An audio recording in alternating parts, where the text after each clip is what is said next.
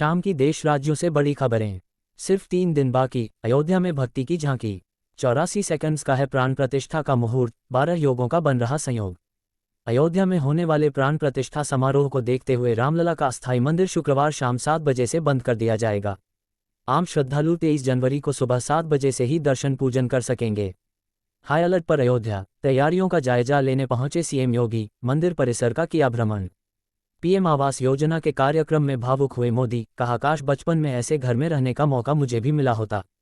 PM Modi ने कहा, मुझे खुशी है कि सोलापुर के हजारों गरीबों के लिए, हजारों मजदूर साथियों के लिए हमने जो संकल्प लिया था वो आज पूरा हो रहा है। आज देश की सबसे बड़ी सोसाइटी का लोकार्पण हुआ है और मैं जाकर देखकर आया कि काश मुझे भी बचपन में ऐसे घर में रहने का मौका मिला होता। पीएम मोदी ने अचानक कुछ देर लिए भाषण रोक दिया। इसके बाद उन्हें भावुक होकर कहा, ये चीजें देखता हूं तो मन को इतना संतोष होता है। ये हजारों परिवार के सपने जब साकार होते हैं तो उनके आशीर्वाद मेरी सबसे बड़ी पूंजी होते हैं। जब मैं इस प्रोजेक्ट का शिलान्यास करने आया था तब मैंने आपको गारंटी दी थी कि आपके घरों की चाबी देने भी मैं खुद आऊंगा। प्रधानमंत्री ने कहा, हमारी सरकार पहले दिन से प्रयास कर रही है कि श्रीराम के आदर्शों पर चलते हुए देश में सुशासन हो, देश में ईमानदारी का राज हो।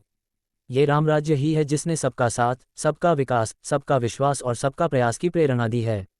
मेरी सरकार गरीबों के लिए समर्पित है। रामलला प्राण प्रतिष्ठा के बाद बीजेपी की बड़ी तैयारी, देश भर में पीएम मोदी की 140 रैलियां, 51% का टारगेट सेट। कई अमेरिकी चाहते हैं मोदी जीते चुनाव। यूएस में जन गण मन गाने वाली सिंगर मैरी मिलबेन ने की तारीफ। रनवे के पास डिनर मामले में सिंधिया बोले, ये शर्मनाक, ऐसी घटना स्वीकार नहीं। इंडिगो मुंबई एयरपोर्ट पर 1,80,00,000 जुर्माने को सही बताया। बिना इजाजत वाले रूट पर गए राहुल गांधी, असम में भारत जोड़ो न्याय यात्रा के खिलाफ केस दर्ज।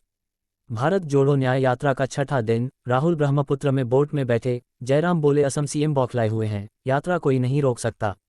भाजपा आपको जंगलों तक सीमित रखना चाहती है, माजुली में आदिवासियों से बोले राहुल गांधी। ये न्याय यात्रा नहीं मियाँ यात्रा है, राहुल पर पलटवार करते हुए बोले असम के मुख्यमंत्री हेमंत शर्मा। डुप्लीकेट नाम लेकर चल रहा गांधी परिवार।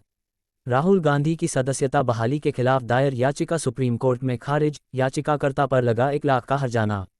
वन नेशन वन इलेक्शन को लेकर कांग्रेस ने रुख साफ कर दिया।